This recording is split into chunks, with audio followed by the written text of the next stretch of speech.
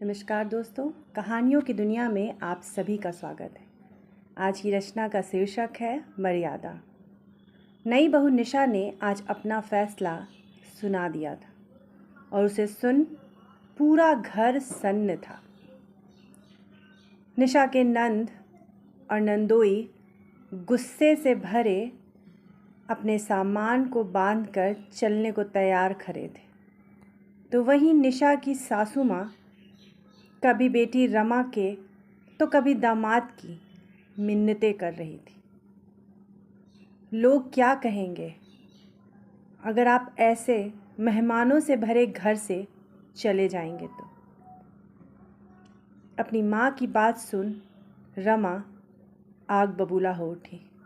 तुम्हें लोगों की चिंता है, अपने मान सम्मान की पड़ी है।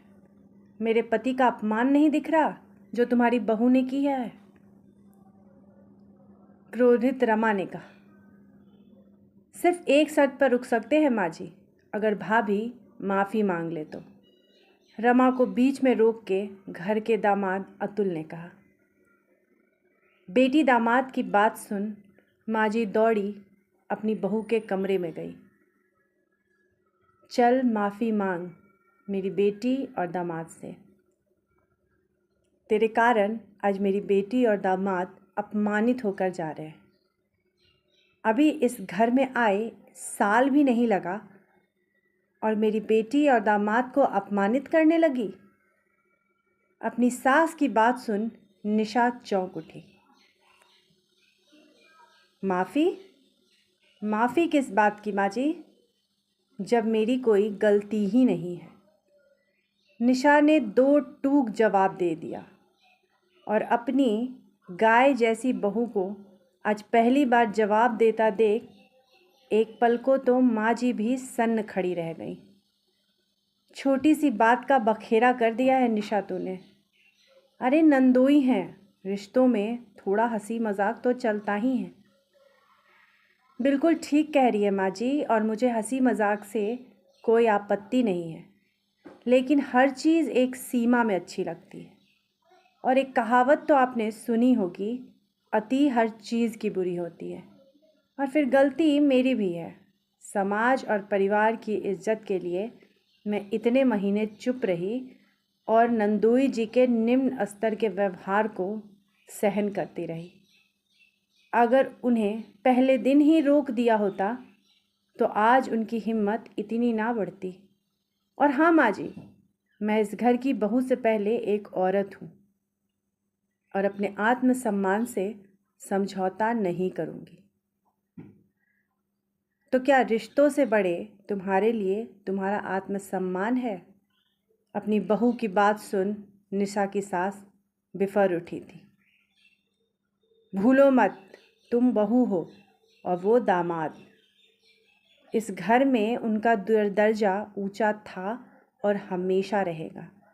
माफ़ी तो तुम्हें मांगनी ही होगी। अपनी सास की बात सुन निशा भी चौंक उठी थी। नहीं माँ जी, मैं हरगिज़ माफ़ी नहीं मांगूंगी, क्योंकि गलती मेरी नहीं, इस घर के दामाद की है। और माफ़ कीजिएगा माँ जी, लेकिन ऊंचा दर्जा सिर्फ पद से नहीं होता, बल्कि व्यवहार और विचार से होता है, जो कि इस घर के दामाद में तो बिल्कुल भी नहीं है। और हाँ, रिश्तों से बढ़कर मेरे लिए मेरा आत्मसम्मान है, और सिर्फ मेरे ही लिए ही क्यों, हर औरत के लिए उसका आत्मसम्मान सबसे पहले होना चाहिए। और रिश्ते निभाने के लिए हमेशा बहू क्यों झुके, घर के दामाद को भी तो अपनी मर्यादा में रहना आना चाहिए। निशा ने आज अपनी बात स्पष्ट कर दी थी और माँ जी निशब्द खड़ी सोचती रह गई थी कि हाँ, सच ही तो कह रही है मेरी बहू। मेरे दामाद को भी तो मर्यादा में रहना आना चाहिए। माना दामाद का दर्जा ऊंचा दिया गया है, लेकिन अपनी बहू के मान के कीमत पे तो हरगिज़ भी नहीं। दोस्तों, ये थी मेरी रचना मर्यादा। अक्सर कई घरों में ऐसी परिस्थितियाँ उत्पन्न हो जाती है, लेकिन एक औरत को अपने आत्मसम्मान के लिए हमेशा सबसे पहले कदम ज़रूर उठाना चाहिए।